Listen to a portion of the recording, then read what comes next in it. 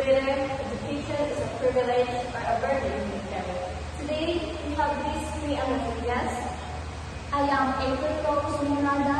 I am Wesley Duplik. And third, let's Share their experiences and thoughts. So, are you guys ready? Yes, we are. I have here questions for you to answer. When you think about school, what comes to your mind first? Opportunity or pressure? I think of both, but maybe slightly more on opportunity. I know we all know that school give us chances to learn and improve ourselves, but we can also deny the fact that the pressure is always there. So yeah, it is both. Okay, that's a wonderful answer. So, how about you, Jovi?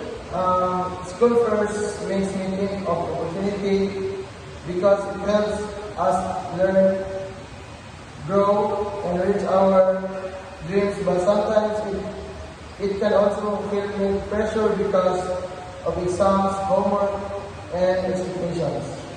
So, what about your insight? Like, I always remind myself that when we were at school, I attend since I'm already college. So every time I go to school or to class, I tell myself that this is an opportunity to learn new things, and because of that reminder pushes me to do my best in everything. Not to be perfect, not to be consistent. so let's proceed to the next. Can education feel like a burden even when you know it will benefit your future? Yes, I feel that a lot because sometimes I am learning only just to pass and not just learning anymore. So that it becomes a burden when I am overwhelmed and I don't have time to rest. Yeah, that's why, guys, as a student, we need to rest when everything is felt overwhelmed. For me, it's yes because education can feel like a burden sometimes because of stress, tiredness, and many responsibilities. But even if it feels hard, it can still help build a better future for us. And so, pag your brain or stress, kung sa inyo kasi way mo para ma-relieve to. Kung para sa kuha is kung brain ko, pinapagawa sila kung pinaan sa kanyang magulang, basketball, nila mula ako, mula motor, nila para hindi na akong pahangin sa auto para din makalak ko. So, let's proceed to our next. How do grades, exams, and deadlines shape the way you feel about learning? They motivate me sometimes, but also we can also be stressful. They can help me become disciplined. So, are you part of those people who always cram, or are you like pinabuhat mo siya o Hindi na ko dito na promise sa kami, hindi ko hindi ko organize na pagkatao. Mas gana ako na utak pag mag-cram ko. Sa kramo doon, diya ka na marilas na yung naman, diya na hindi ka naman ba? So, ikaw, ano yung mga yes, sometimes school is pressure, feel hard and less meaningful. ikaw, Ben? Exams, scores, and deadlines challenge me how disciplined I am. So I see them something to compare. They don't just test how good I am, but they test how disciplined I am to myself. Last question is, if you could express how education truly feels you in one word, what would it be and why?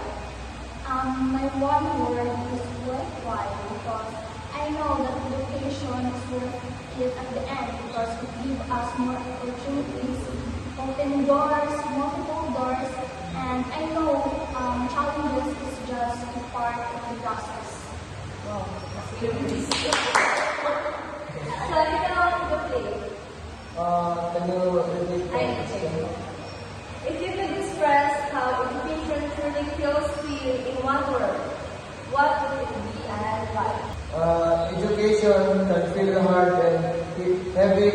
heavy sometimes, but it also helps us grow and reach our dreams. It can be a burden because of pressure, but it's also a privilege because it gives us opportunity. Ikaw, Brian, But for me, it's a privilege. Kaya ako yung privilege sa mga kayo. Naano kayo sa murang lamang na sa panahon, lakot sa murang face mo, anak ko yung murang nakakaalam. Dapat nagpupuan. Hindi karoon na yung kinis. Wala kayo video. Gamay ka ng tao sa mga anak ka rin. Hindi mo magpili mo sa yung natakampan, yung natakampan, yung natakampan nila pag at yung mga pag-build kaya at wala ko, kung namin yung murag yung bilis yung murag lamang yung murag makita, hindi yung makita yung bati wala ako na eskwela ka ng uban, trabaho ng bata ka, wala yung sa eskwela, lain na tanaw na. Set aside by about sa iba, ito mga question is about mo sa education. Kung para sa itong kurso, kung unsa ko like mag-gain na mo kung Sa uban, marketing, sa ay na ang kurso, unsa siya related about nga or o sa kuwan ba, o pero ang communication. Ang communication is related kasi sa about sa business. Kung para sa mga sa inyo para sa inyo business mo ka, so marketing, so you need communication sa mga. Kung saan niya pag-handle, especially pag ikaw ay introvert na mga tao, hinihilig sa mga public speaking, sa mga how do we communicate? Kanya, yung sunod mo ano na field, kung saan mo na yung pag-handle? Para sa inyo. For me, kay like, pag-introvert ka, sa ako kay, step by step. Kailangan mo i-conquer ang inyong fear para, ipili na yung mga course. So, dapat, kapanibigyan mo na, kailangan step by step, hindi mo laon na mo, pag-ibang ko sa ng tao. Pwede ka pag sa classroom, pwede ka ikaw mo participate ka sa mga oral recitations, doing public speaking outside the classroom or curricular activities or sa mga barangay lobby, magkakita ng mga activities na para sa But as dati nakapagpapaya, murag okay.